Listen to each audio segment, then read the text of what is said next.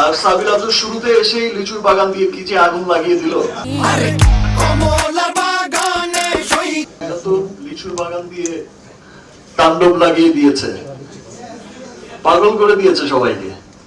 কে দিল পীরিতের বেড়া লিচুর বাগানে। আসলে সাবিলা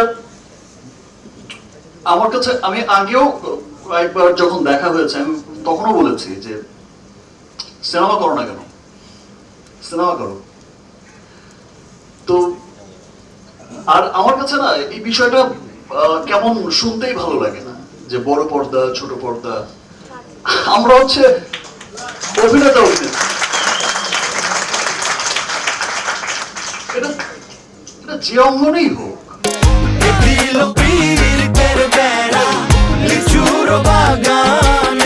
আমরা টেলিভিশনও করব, আমরা সিনেমাও করব, আমরা আবার স্টেজ পারফরমেন্সও করব। আমাদের কাজই হচ্ছে মানুষকে বিনোদন দেয়া। লিচুর বাগানে সো আমার কাছে মনে হয় না বিষয়টা, আমার কাছে মনে হয় যে এখন আর পৃথিবীতে ওই বিষয়টা চলে না যে ভাই কোন পর্দার মানুষ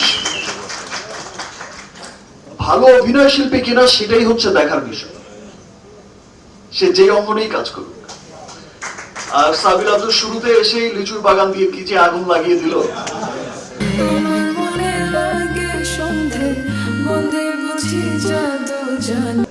আমরা সবসময় কিন্তু বলতাম একটা কথা, সেটাই বলতাম, বাংলা সিনেমা আরেকটা স্টার হিরোইন পেয়ে গেল।